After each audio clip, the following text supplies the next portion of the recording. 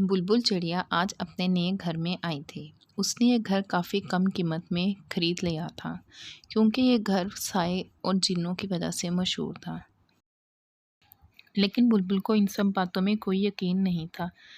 अरे वाह, घर तो काफ़ी प्यारा है। इसमें बस जाले लगे हुए हैं और मिट्टी है, बहुत गंदा हो रहा है। इसको पहले साफ करना पड़ेगा मुझे। फिर चिड़िया झाड़ू लेकर सारे घर की सफाई करती है और घर को अच्छे से चमका देती है। अरे वाह, अब देखो कितना खूबसूरत लग रहा है मेरा घर। टक टक टक। अरे ये कौन आ गया है इस टाइम? देखती हूँ। बुलबुल चिड़िया जब दरवाजे पर जाती है तो देखती है कि उसके कुछ रिश्तेदार उससे मिलने आए होते हैं। अरे अरे, अंदर आए आप लोग, बाहर क्यों खड़े हैं? बुलबुल चिड़िया उन सब के लिए पानी लेकर आती है। लो, आप लोग पानी पियो और थोड़ी देर आराम करो। मैं आप सबके लिए खाने का कोई बंदोबस्त करती हूँ। अरे ये क्या, मेरे पास तो थोड़े से चावल हैं। अब मैं क्या करूँ? और हम तो 4 लोग हैं। ये चावल तो बहुत मुश्किल से 2 लोग खा सकते हैं। चलो ऐसा करती हूँ, चावल बनाती हूँ और सबको थोड़े थोड़े दे दूँगी और खुद मैं चावल नहीं खाऊँगी। यही जो घर में मटका पड़ा है, इसी में बना लेती हूँ। और फिर बुलबुल चिड़िया चावल पकने के लिए रख देती है। खाना तैयार हो गया है। आप लोग बारी बारी किचन में आकर मेरे से खाना ले जाओ।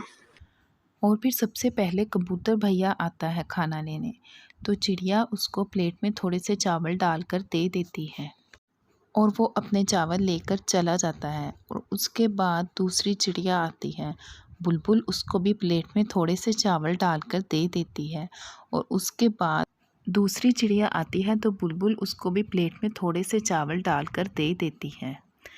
अब बुलबुल बहुत परेशान होती है कि अगर अब दोबारा कोई चावल लेने आ गया तो मैं क्या करूँगी। अभी वो सोच ही रही होती है कि कबूतर भैया दोबारा से चावल लेने आ जाते हैं। अरे बहन, चावल तो बहुत मज़े के हैं, मुझे थोड़े से चावल और देना। और फिर दूसरी चिड़िया भी दोबारा चावल लेने आ जाती है। अरे वाह बुलबुल, चावल तो तुमने बहुत मज़े के बनाए हैं। और फिर तीसरी चिड़िया भी चावल लेने आ जाती है। बुलबुल उसको भी थोड़े से चावल डालकर दे देती है। बुलबुल बहुत हैरान होती है कि चावल तो मैंने इतने थोड़े से बनाए थे और ये सब ने 2-2 दफ़ा भी खा लिए, लेकिन चावल ख़त्म नहीं हुए।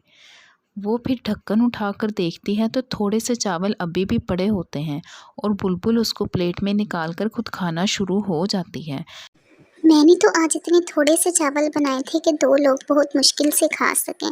लेकिन इतने ज़्यादा चावल कैसे हो गए? सबने खाए, ख़त्म नहीं हुए। सुबह हलवा बनाऊंगी और देखूंगी कि ये माजरा है क्या। बुलबुल सुबह उठकर हलवा बनाती है। वो बहुत थोड़ा सा हलवा बनाती है और सोचती है आज देखूंगी कि ये हलवे के साथ क्या होता है और मैं हलवे को मोहल्ले में बांटूंगी। बुलबुल हलवा लेकर कौवे भैया के पास जाती है। अरे कौवे भैया, मैंने आज हलवा बनाया था तो मैं आपके लिए भी हलवा लेकर आई हूँ। अरे सुंदरी चिड़िया, ये देखो मैं तुम्हारे लिए हलवा लाई हूँ। मैंने आज हलवा बनाया था तो सोचा तुम्हारे लिए भी ले आऊँ। चिड़िया जब घर जाती है और ढक्कन उठाकर देखती है तो उसमें थोड़ा सा हलवा पड़ा हुआ होता है। चिड़िया उस हलवे को प्लेट में डालती है और खुद खाना शुरू हो जाती है और उसको अब कुछ कुछ बात समझ आना शुरू हो जाती है। हाँ, अब मुझे समझ आई। जब मैं पूरा ढक्कन नहीं उठाऊंगी तो खाना खत्म नहीं होगा। जब मैं पूरा ढक्कन उठाऊंगी तो खाना खत्म हो जाएगा। अरे वाह, मेरे हाथ तो जादू लग गया। अब तो मैं खाना बेचना शुरू करूंगी। और फिर चिड़िया खाना बेचना शुरू कर देती है।